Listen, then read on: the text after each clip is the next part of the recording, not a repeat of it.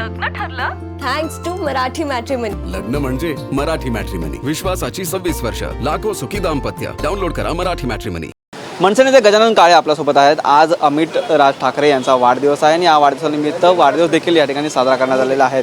Sir, आज या ठिकाणी वाढदिवस आता साजरा करण्यात आलेला आहे नक्कीच, परंतु नवीन संकल्प काय असणार आहे? नक्कीच दरवर्षी आपण वाढदिवस साजरा करतो. गेल्या वर्षी इलेक्शन होतं, इलेक्शन झालं, त्यानंतर आजचा वाढदिवस. येणारा पुढचं काही नियोजन आहे ते केलेलं आहे का? आणि काही टी शर्टचं तुम्ही अनावरण केलेलं आहे, नक्की काय आहे? मला वाटतं आता संपूर्ण महाराष्ट्रात आणि देशभरात या सरकारने, मग ते राज्य सरकार असेल, केंद्र सरकार असेल, नीट परीक्षांचा असेल घोळ, MPSCच्या परीक्षांचा असेल, UPSCच्या परीक्षांचा असेल, मेडिकलच्या परीक्षांचा असेल किंवा इंजिनिअरिंगच्या परीक्षांचा, सर्व परीक्षांचा आणि शिक्षणाचा थोडक्यात खेळखंडोबा झाला आहे.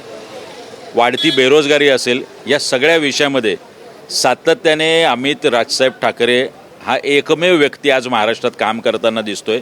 आणि या संवेदनशील नेतृत्वाकडून महाराष्ट्रातल्या तमाम विद्यार्थी आणि युवकांना प्रचंड अपेक्षा आहेत.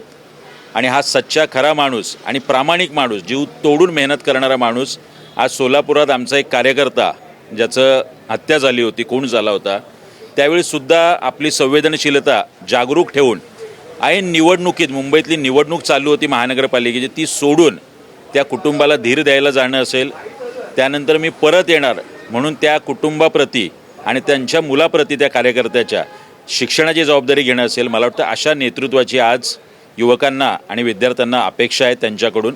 आणि त्या अपेक्षा नक्की पूर्ण करतील असाच संकल्प घेऊन उद्या हजारोंनी कार्यकर्ते इकडे त्यांच्या वाढदिवसाला येणार आहेत. आणि तो संकल्प करून या पुढच्या येणाऱ्या शैक्षणिक वर्षात त्यांच्याकडून होणाऱ्या ह्या अपेक्षा ज्या आहेत त्या पूर्ण होतील, एवढा शुभकामना मी या ठिकाणी या वाढदिवसानिमित्त त्यांना देतो. अनेक युवकांच्या मनामध्ये आहे तो राग पाहायला मिळतो. त्यानिमित्त नवीन कॉक्रोच पार्टी ही देखील निर्माण झालेली आहे. कसं बघता याच्याकडे आणि युवकांच्या एकंदरीत या प्रतिसादाबद्दल? नाही, मला ते कॉक्रोच पार्टीबद्दल काही म्हणायचं नाही. खरं म्हणजे न्यायाधीशांनी ते विधान करणं चुकीचं होतं.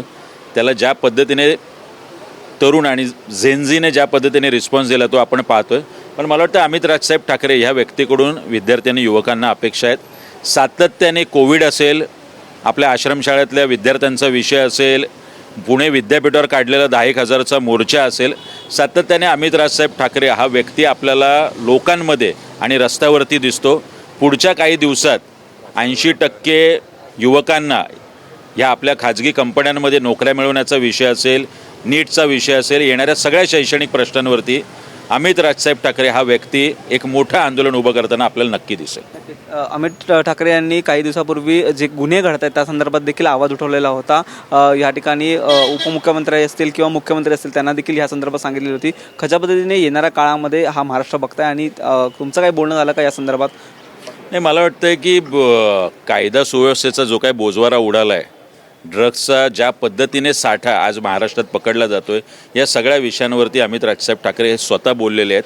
आणि ज्या पद्धतीने आज ते महाराष्ट्रभर फिरून युवकांचं संघटन उभं करत आहे, मला वाटतं ह्या प्रश्नावरती एकच तोडगा आहे. आणि जो स्वतः अमित राजसाहेब ठाकरे या व्यक्तीने सांगितलं आहे की हा महाराष्ट्र जर सुतासारखा सरळ करायचा असेल तर राजसाहेब ठाकरे या व्यक्तीच्या हातात जोपर्यंत ती सत्ता येत नाही तोपर्यंत या महाराष्ट्राचं या राज्यकर्त्यांकडून वाटोळं होतानाच आपल्याला दिसणार आहे. आपण पाहिलं तर हे होते गजानन काळे. वाढदिवसानिमित्त त्यांनी देखील शुभेच्छा दिलेल्या, परंतु येणाऱ्या काळामध्ये महाराष्ट्र सक्षम ठेवायचं असेल तर अमित ठाकरे, राज ठाकरे हाच एक पर्याय असल्याचं देखील या ठिकाणी त्यांनी बोलून दाखवलेलं आहे. व्हिडिओ नागेसह निखिल चव्हाण, TV9 मराठी, मुंबई. लग्न ठरलं थँक्स टू मराठी मॅट्रिमनी. लग्न म्हणजे मराठी मॅट्रिमनी. विश्वासाची 26 वर्ष. लाखो सुखी दाम्पत्य. डाउनलोड करा मराठी मॅट्रिमनी.